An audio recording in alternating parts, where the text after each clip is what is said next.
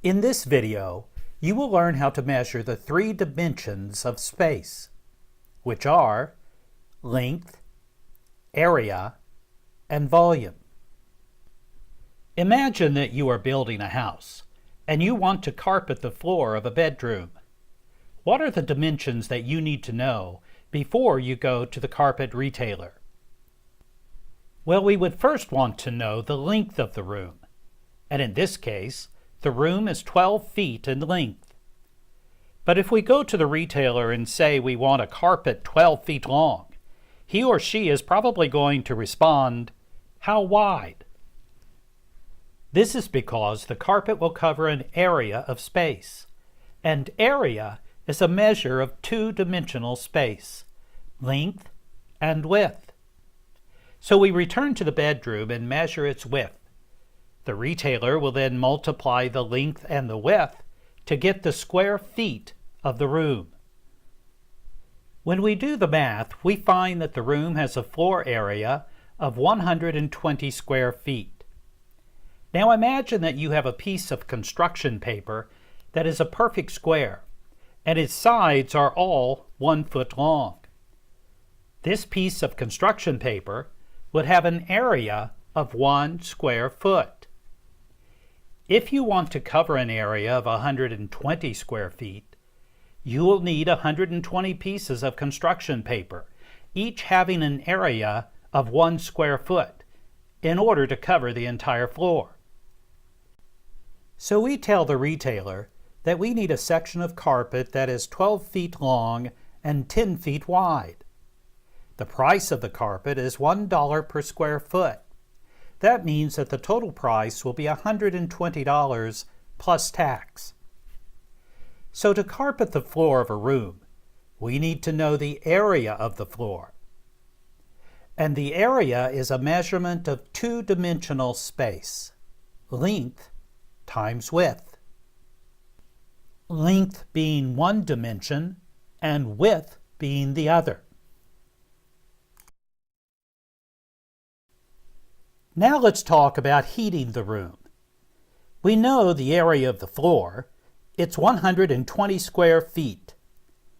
But we're not going to just heat the floor. We're going to heat the airspace between the floor and the ceiling. So how would we determine and measure the airspace in the room? Well, we take the area measurement of the floor and we multiply it by the height of the room. Or in other words, the distance between the floor and the ceiling. The distance between the floor and the ceiling in this room is 8 feet. So when we multiply the area of the floor by 8 feet, we come out with 960 cubic feet. Not square feet, but cubic feet. And the measurement of cubic feet is a measurement of volume. Therefore, volume is a measurement of three-dimensional space, length times width times height. And the volume of this room is 960 cubic feet. The concept of the cubic foot is used in many different fields of science. So let's make sure that you have a good visual comprehension of this unit of volume. Let's imagine that the blue cube you see on the screen is a box, and all of the sides of the box are 1 foot in length. Therefore, we know that this box is a cube because all of its sides are equal. And because the sides are 1 foot long, we can also say that this box has a volume of 1 cubic foot. Inside the box is 1 cubic foot of airspace.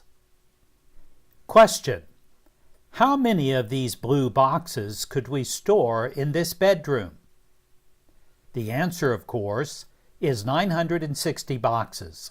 Each box takes up 1 cubic foot of space, and the room has a volume of 960 cubic feet.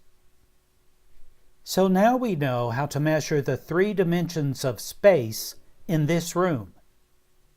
We measure its length, which is a measurement of one-dimensional space, its area, which is a measurement of two-dimensional space, and then its volume, which is a measurement of three-dimensional space.